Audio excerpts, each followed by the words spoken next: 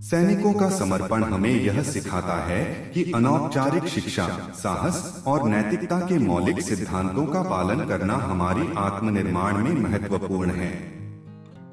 सैनिकों का समर्पण हमें यह बताता है कि सच्चे नेतृत्व का मतलब होता है अपने लोगों के प्रति समर्पण और सेवा का भाव रखना, जो उन्हें आगे बढ़ने में मदद कर सकता है। सैनिकों का समर्पण हमें यह सिखाता है कि अपने मानविकी दृष्टिकोण से जुड़े रहना हमारी समृद्धि के लिए कितना महत्वपूर्ण है और हमें अपने समुदाय और देश के साथ मिलकर काम करना चाहिए। सैनिकों का समर्पण हमें यह सिखाता है कि अपनी शक्ति और संस्कृति को अपनाकर हम अपने लक्ष्यों की प्राप्ति में सकारात्मक परिणाम हासिल कर सकते हैं और इससे हमारी समृद्धि का मार्ग खुलता है।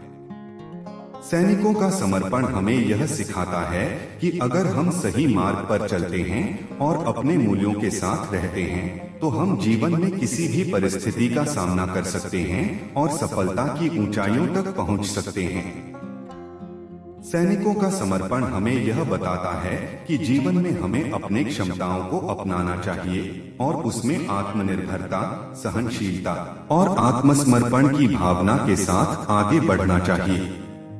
सैनिकों का समर्पण हमें यह याद दिलाता है कि जीवन में सफलता प्राप्त करने के लिए हमें अपनी क्षमताओं को पहचानना चाहिए और उन्हें अच्छी तरह से प्रयोग करना चाहिए।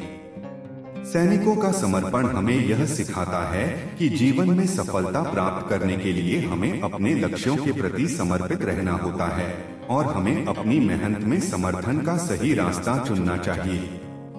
सैनिकों का समर्पण हमें यह सिखाता है कि सही मार्ग पर चलने के लिए हमें साहस, संघर्ष और सहयोग के साथ अपने लक्ष्यों की प्राप्ति के लिए पूरी तरह से समर्पित रहना होता है।